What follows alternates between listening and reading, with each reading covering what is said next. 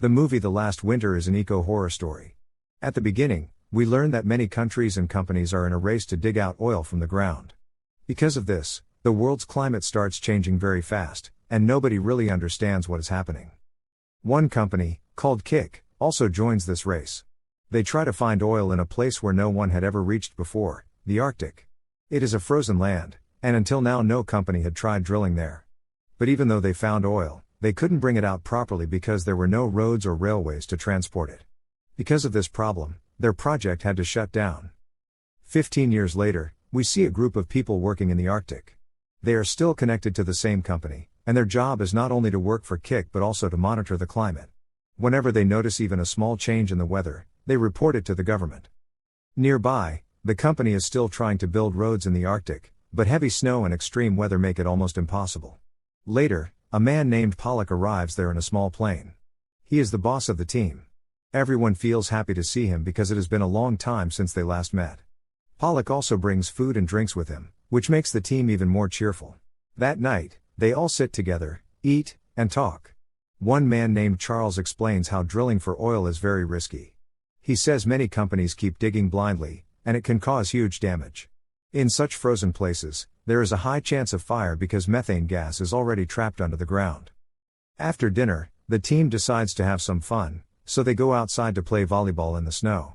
Everyone enjoys the game, but during it, a scientist named Elliot hurts his nose and starts bleeding.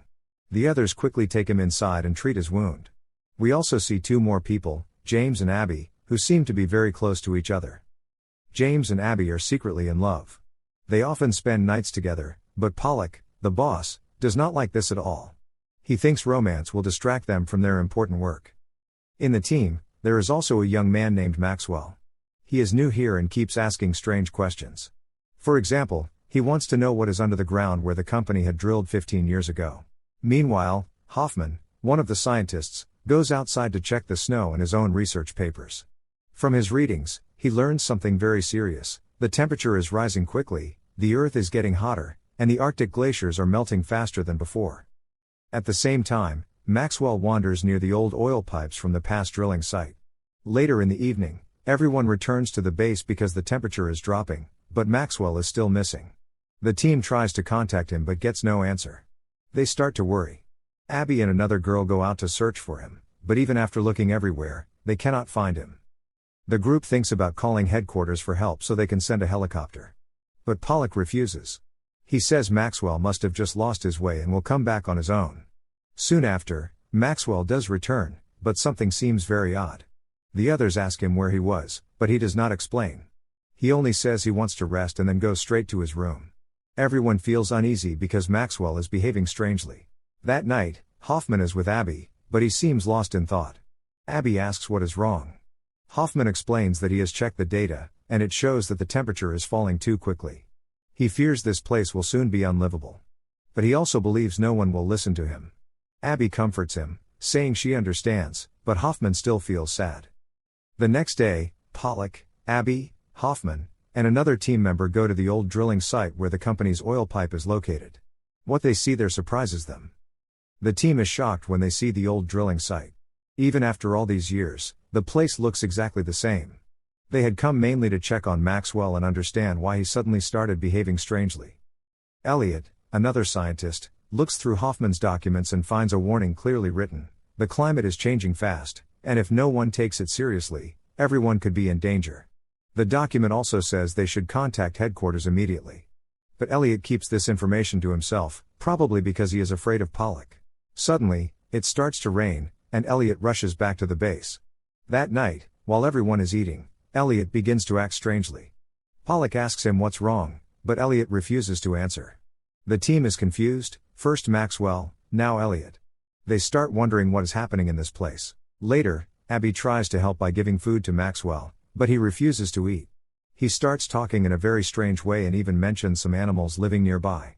James and Hoffman are shocked and tell him there are no animals, the base is isolated, and they are alone. James even throws away the food he brought for Maxwell because Maxwell is acting so irrationally. Finally, the team has to restrain him. Abby suggests sending James back to headquarters so doctors can check his mental state. But Pollock refuses, saying that Maxwell might just be reacting to the extreme cold. He decides to wait a few more days and see if he improves. That night, the team sees Maxwell again. He takes off all his clothes, grabs a camera, and runs into the snow. He goes straight to the old oil pipe left by the kit company. The next morning, the team wakes up to find Maxwell missing. They follow his footprints through the snow and eventually discover his body. Maxwell is dead, leaving everyone in shock. They also find a camera near his body. When they check the footage, they see what Maxwell had been doing outside. When the team watches the camera footage from Maxwell, they see that he was trying to show animals he claimed to have seen outside. But nothing appears on the camera, and the team realizes that Maxwell may have already started losing his mind. He was probably imagining things. Suddenly, a huge monster attacks Maxwell from behind and kills him. Pollock sees the whole thing, but later he burns the SD card containing the footage. The team is shocked and asks him why he destroyed the evidence. It could have been used to warn the government about the danger. Pollock refuses to explain, saying it was all just a hallucination. It becomes clear that he might have already known something about the place that he isn't sharing. Later, James Hoffman confronts Pollock and tells him they need to leave the Arctic immediately. But Pollock refuses. He says, "I am in charge now. We have to manage this situation, and no one is leaving. You have to follow my orders." Hoffman refuses, so Pollock calls headquarters and removes James from the mission. James feels deeply upset and tells Abby that he won't be able to continue working here. By late evening, Elliot also dies, bleeding heavily from his nose. The team is terrified and tries to call headquarters for help, but they can't reach anyone. Even sending emails fails. Finally, they contact their pilot friend to bring a plane. The pilot arrives, but sudden weather changes make the plane go out of control, and it crashes into their base. A huge fire breaks out. Both the pilot and co-pilot die in the flames, and many team members get badly injured. With no clear way to escape, Pollock asks James Hoffman if there is any alternative route. Hoffman says there is a small village a short distance away where they could get help. Another option is to reach the road construction site 8 miles away, where workers could also assist them. Pollock decides they should try one of these options, and the team sets out on a small, dangerous journey. The team rides a buggy to reach the road construction site where the kit company workers were supposed to be. But when they arrive, the place is empty. Both trucks are abandoned, and there is no sign of any workers. Their radios don't work either. Pollock and James Hoffman decide they need to head toward a nearby village to seek help. However, they notice that the oil they were carrying has leaked and is completely ruined. So, they continue on foot. After a long journey, they reach a place where, according to the map, there should be a river. But there is nothing. Suddenly, the ice beneath Pollock breaks, and he falls into the river. James quickly rescues him, removes his wet clothes, and warms him up. They also start a small fire, which provides some relief. Back at the base, 3 girls are still there. One of them, Lee, disappears, leaving only her shoes behind. She seems to have lost her mind and wandered into the snow. Another girl, Dawn, also starts to act strangely. She becomes confused and unstable. During a struggle, one injured man accidentally dies. Abby tries to control Dawn, but in the scuffle, Dawn falls and hits her neck, dying instantly. Now, Abby is the only one left at the base. Meanwhile, Pollock and James sit together. James explains that many years ago, pipelines were installed here. This land is dangerous because gas leaks from under the ground, which can confuse the mind. Despite this, they have to stay focused. Pollock asks James if he believes in God, but James says he doesn't. As they continue talking, James starts seeing animals that aren't really there. Pollock tries to calm him, but James doesn't stop. In the end, Pollock hits him over the mouth with a stick, knocking him out. When James wakes up, it is morning, and Pollock is gone. Slowly, James begins following Pollock's footprints, and just then, he receives a call from Abby. Abby calls out to James, telling him she is trapped alone. Everyone else is dead, and she begs him to come quickly and help her. James keeps moving forward, following the footprints, until he finds Pollock's dead body. Suddenly, someone, or something, pushes him from behind, and James falls. He quickly grabs his flare gun, since he has reached the nearby town, and fires it to signal for help.